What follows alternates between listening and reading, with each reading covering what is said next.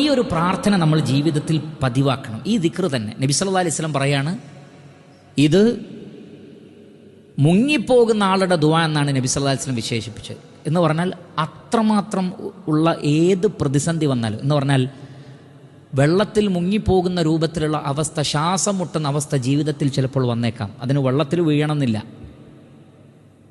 ചുറ്റിലും പ്രശ്നങ്ങളുടെ, പരീക്ഷണങ്ങളുടെ കടലുകൾ വന്ന്, പരീക്ഷണങ്ങളുടെ തിരമാലകൾ വന്ന് നമ്മളെ മൂടുന്ന അവസരങ്ങൾ ജീവിതത്തിൽ ഉണ്ടാകും.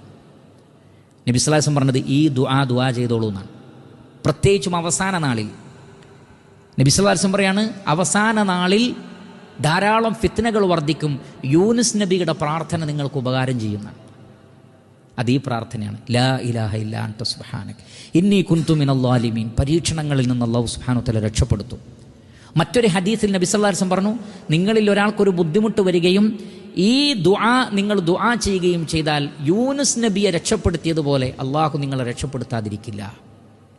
ഏത് പരീക്ഷണത്തിൽ നിന്നും അള്ളാഹു രക്ഷ നൽകും ഈ ഒരു ദുആ. അതുകൊണ്ട് ഇത് പഠിച്ചു വെക്കണം. സൂറത്തുൽ അംബിയ 87-ാമത്തെ ആയത്ത്, അല്ലാ ഇലാഹ ഇല്ലാ അൻത സുബ്ഹാനക. അവിടെ അൻ എന്നല്ല, അത് വേണ്ട. ലാ ഇലാഹ ഇല്ലാ അൻത സുബ്ഹാനക ഇന്നി കുൻതു മിനൽ ളാലിമീൻ. ലാ ഇലാഹ ഇല്ലാ അൻത സുബ്ഹാനക ഇന്നി കുൻതു മിനൽ ളാലിമീൻ. ഈ ദുആ നമ്മൾ നിർവഹിക്കുക.